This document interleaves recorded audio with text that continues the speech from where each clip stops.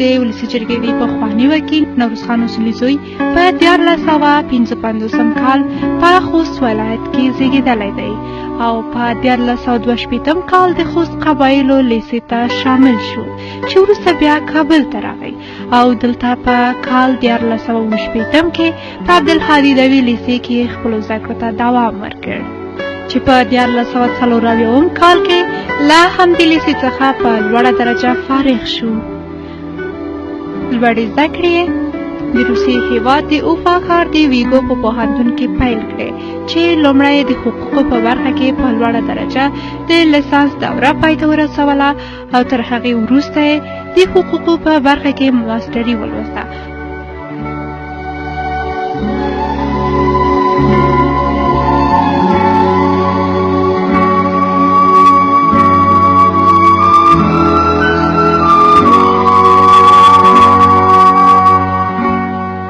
ښاغلي اصولي تر زده کړو وروسته د خپلو تجارتي کارونو ترڅنګ د ځوانانو دپاره کار پیل کړ چې د ځوانانو د منسجم کېدو په برخه کې یې ډېرې هڅې کړې چې د ځوانانو دپاره یې خوځښتونه پیل کړل.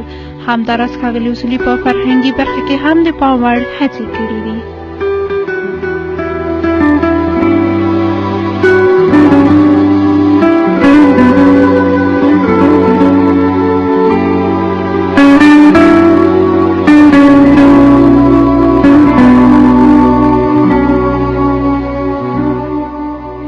اصولي په کال 1409 کې ولسي جرګې ته ودرېد چې د لوړو رایو په درلودلو سره د ولسي جرګې 14مې دورې ته لاره ومونده.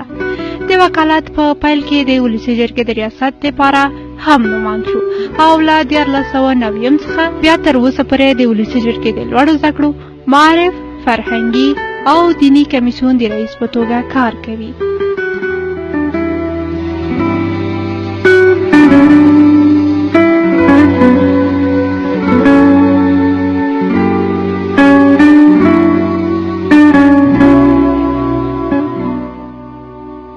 همداراز ښاغلي اصولي د نړۍ ډېر شمېر هېوادونو ته سفر کړی او د هېواد په استازیتوب یې په غونډو کې ګډون کړی.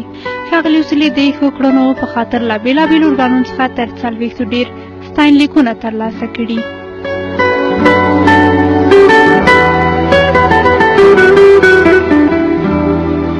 کمال ناصر اصولي د خپل وکالت په دوره کې د هېواد په کچه په ملي مسایلو کې برخه لري.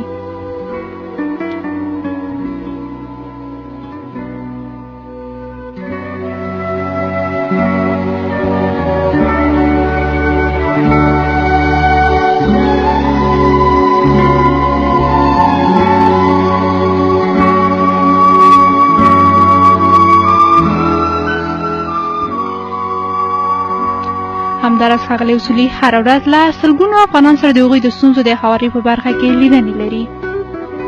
د خوست لپاره د پراختیایي پروژو د پلي کېدو په برخه کې خاصه ونډه لرلې. همداراز د نړۍ ډېر شمېر هېوادونو ته یې ځوانان د لوړو زده کړو دپاره لېږلي دي. د ښاغلي اصولي د 15 کلنې دورې د کړنو یو کتاب هم چاپ شوی چې موږ عمل کوو نوم یې دی. یاد کتاب انځوریز شوی هم دی. ښاغلي اصولي واده کړی چې 6 اولادونه لري، 4 لوڼې او 2 زامن لري. دا مهال ښاغلي اصولي د خوست د ځوانانو د یووالي د خوځښت د رهبرۍ شورا غړی هم دی.